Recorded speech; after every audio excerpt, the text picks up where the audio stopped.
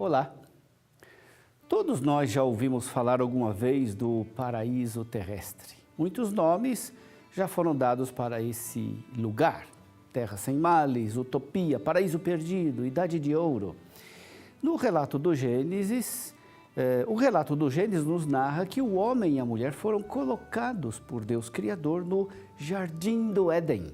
Onde fica esse jardim? Podemos encontrá-lo? É preciso pensar com sobriedade sobre o paraíso terrestre. É preciso também valorizar, sobretudo, os elementos teológicos da graça, da participação na vida de Deus, da harmonia interna e externa do homem, contemplados na sua íntima relação intrínseca. A essas verdades profundas quer se referir o Gênesis com sua riquíssima linguagem simbólica. É preciso entender que o paraíso terrestre não indica um local que possa ser encontrado em nossos mapas. O ser humano no paraíso exprime muito mais a dignidade original do homem e da mulher.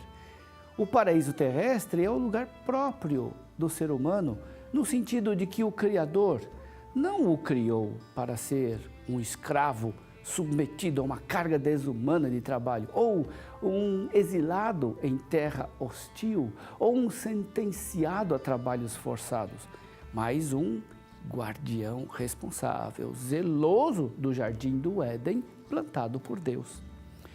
O homem no paraíso afirma que o ser humano, desde a sua criação, tem uma única vocação divina. Desde o primeiro momento ele foi constituído na amizade com o Criador, na graça divina. Dessa harmonia na sua relação com Deus, deriva a harmonia consigo mesmo, a harmonia com os outros e com toda a criação. Nesse sentido, o homem no paraíso exprime que a harmonia com Deus, consigo mesmo, com os outros e com as criaturas é a vocação do ser humano. O ponto fundamental do ensinamento da Igreja sobre o homem no paraíso é, sem dúvida, o da santidade e justiça concedidas aos nossos pais.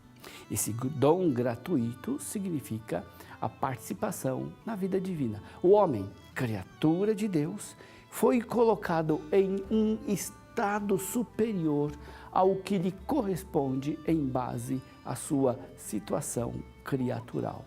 Todos os outros bens que o homem desfrutava no paraíso são irradiação dessa graça fundamental e não devem ser vistos jamais sem íntima relação com essa graça.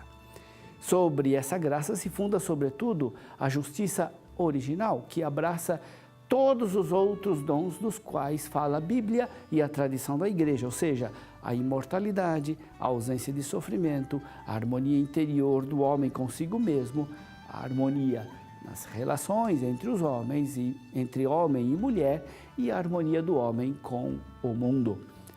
O domínio sobre a natureza, por exemplo, não pode ser separado do domínio do homem sobre si mesmo. Somente se o homem é realmente patrão de si mesmo, pode exercer ordinariamente o domínio sobre as outras criaturas. Nos concílios da Igreja Antiga se falava de liberdade do homem antes do pecado.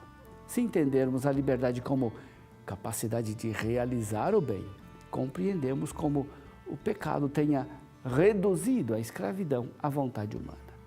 No estado de amizade e de familiaridade com Deus, o homem devia cultivar e cuidar do paraíso no qual fora colocado. É uma interpretação errada pensar que o trabalho seja, por sua natureza, um castigo. O livro do Gênesis afirma claramente o contrário. Mediante o seu trabalho, o homem coopera com Deus na obra criadora. Mais ainda, humaniza a própria criação. O paraíso não está somente no início, mas também no fim.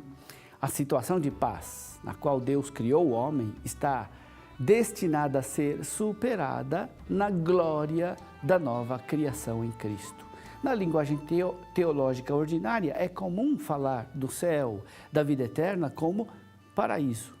A imagem, portanto, dos inícios é usada também para ilustrar a plenitude do fim.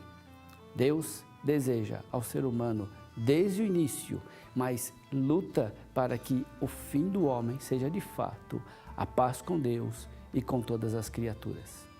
Receba de Deus, Criador, Salvador, a bênção. Em nome do Pai, e do Filho, e do Espírito Santo. Amém.